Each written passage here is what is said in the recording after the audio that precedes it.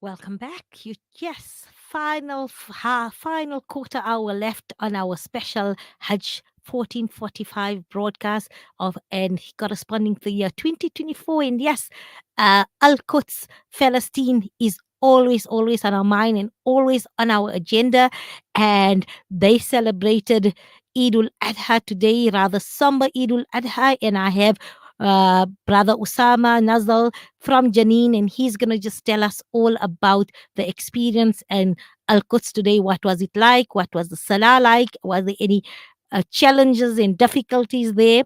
And what is the mood like? Assalamu alaikum, ahlan wa sahlan, taqabbal minna wa taqabbal minkum. Eid Mubarak, Brother Usama. Eid Mubarak to all of you and to the Muslim nation and the whole world. Most welcome. Shukran. So tell us, what was it? Did you manage to travel to Jerusalem and perform Eid Salah in Masjid Aqsa today? Of course not, because as a Palestinian living in the West Bank, it is impossible to travel to Jerusalem due to the restrictions imposed by the Israeli closure regime. The Palestinians who live in the West Bank or in Gaza are not allowed to get into Jerusalem without having a permission, and the Israeli occupation authorities hardly give such permission to the Palestinian citizens, whether to perform religious rituals or even for medication purposes. We are talking about a closure regime, a colonial regime that does not respect the right of the Palestinians to worship or even the basic human right, which is the right to life. While Muslims around the world are celebrating Eid al-Adha today, the Palestinians are picking up the bodies of their children and women in Gaza being bombed out by the Israeli occupation war jets every minute. Allah save us. And that, but reports coming out of Masjid Aqsa and Al Quds were in terms of Eid Salah, were many people turned back, or and how was the atmosphere? Did you get an update from them? Yeah, despite all the restrictions, the Palestinians who live inside the city of Jerusalem and the Palestinians who have the so called Israeli ID go to the mosque in order to perform the prayer of al-Adha feast, and they supplicate and they call for the end of the suffering of their people, whether in the West Bank or Gaza. But if the city were open for all the Palestinians, you would see not less than 500,000 Palestinians performing prayer there. But because of the closure regime that I talked about and the restrictions imposed, only a few thousands can get there. The people who live inside the city and some people who have the so called Israeli ID, but Palestinians living in their land occupied in 1948. So we can't talk about a normal situation as long as Israel does not respect the right of the Palestinians to worship or any other human right. As I told you, the West Bank cities are closed by Israeli checkpoints.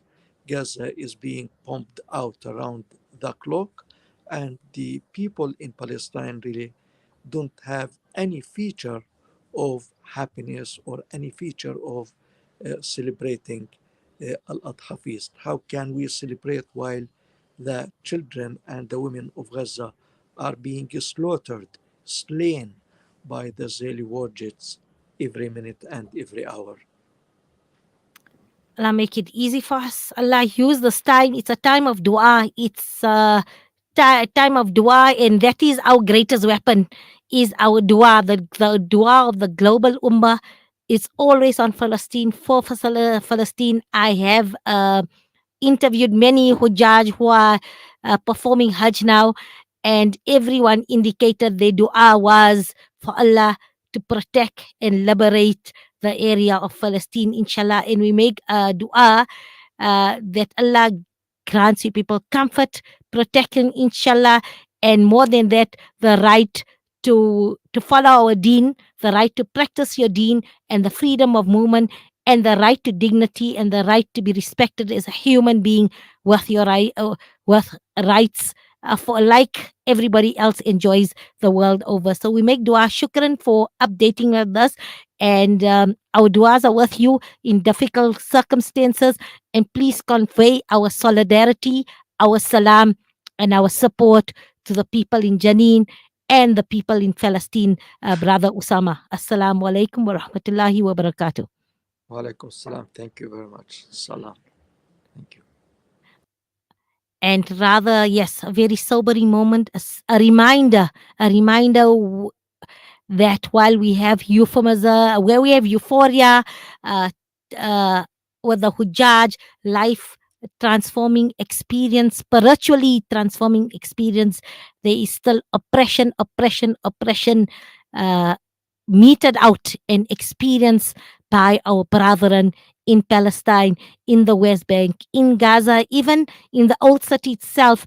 People want to come and pray. Like he says, these are just 1,000. And when I was there, Alhamdulillah, last year on Eid, I had the opportunity of Eid ul Fitra. I was there performing. I'm looking at the Dome of the Rock there, and the inside there is where I had the opportunity. Allah was so kind to give me the privilege and opportunity to perform Eid Salah at Al-Quds Masjid Aqsa. And I was told this is nothing. This is just a few thousands. This is just few thousands. But if everybody had the freedom of movement, Masjid Aqsa would be the whole entire precinct would be filled. Subhanallah would have been filled. And we make dua for the day. For the day, victory will come, inshallah. With our duas, with our actions, we make dua. We make dua. Allah will liberate Masjid Aqsa. We're going to go for a short break, and then we're going to get into the spirit and essence of Qurbani with my beloved mother, kindred sister, Apa Farida from Sharpeville. All this after